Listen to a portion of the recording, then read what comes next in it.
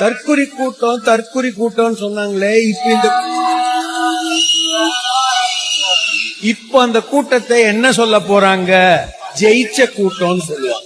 பல அரசியல் தலைவர்களுடைய தலையெழுத்த, அவங்களுடைய அரசியல் கட்சிகளுடைய தலையெழுத்த மாத்திட்டு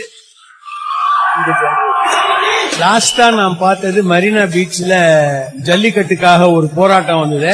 அப்போ வெளில வந்தாங்க. இப்போ மிஸ்டர் விஜய்க்காக வெளியே வந்திருக்காங்க. நீங்க யாரா வேணா இருங்க, 75 வருஷ கட்சியா இருங்க, 55 வருஷ கட்சியா இருங்க, 120 வருஷ கட்சியா இருங்க, எனக்கு கவலை இல்ல. நான் என் கேம நம்பி இறங்குறேன். எனக்கு பேட்டிங் ஆட தெரியும், நான் ஆடி காமிக்கிறேன். முக்கியமான ஒரு நபரே சொல்லிருக்காரு, ஒரு 2 வருஷம் இந்த ஆட்சி நீடிக்குமான்னு பாக்கலான்னு. உடுங்கப்பா, வந்து உட்காந்து எப்படி இருக்கு இந்த சேர்னு பாக்குறதுக்குள்ள ஏன்டா குத்துறீங்கன்னா அவர் அசர மாட்டார், அது வேற விஷயம். 1,75,00,000 பேர் எனக்கு ஓட் போட்டாங்கடா, அதை நீ மாத்த முடியாது. அதே நீ அதாவது 4 கோடி ஓட்டுல 1 கோடி தான் உனக்கு, மீறி 3 கோடி எதிர்த்து தானே இருக்கிறாங்கன்ற மாதிரி ஒரு விமர்சனமும் அவர் மேல வந்தது இல்லையா? 35% எனக்கு எகென்ஸ்டா 65 சொல்ற, அப்போ உனக்கு 25 தானே, உனக்கு எகென்ஸ்டா 75 ஆச்சுன்னு கேட்டார்.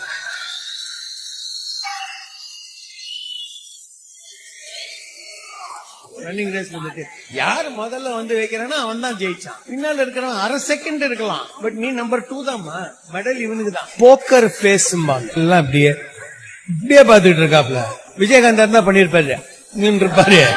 ஓவர் ஆடுமாங்க, அதாவது அது இவரா, இவருக்கு எதிராவா கவலையே படல. நீ யாரா வேணா இருமா. நான் பெருசாக மதிக்கும் திரு நரேந்திர மோடி, அதுக்காக நான் சங்கிங்காதீங்க. முதல் முறையா அவர் வந்த போது அவருக்கு என்ன 40% தானே வந்துச்சு, இப்ப 60% எகென்ஸ்ட் தானே. இப்ப நீங்க என்ன சொல்ல வரீங்கன்னா, நம்ம மோடிஜி மாதிரி இவரும் தொடர்ந்து ஆட்சியில இருப்பாரு அப்படின்ற சொல்ல வரீங்களா? மோடி மாதிரி என்ன, மோடி கூட ஜாஸ்தி அதிகமாவே கூட அவர் இருக்கலாம் பவர்.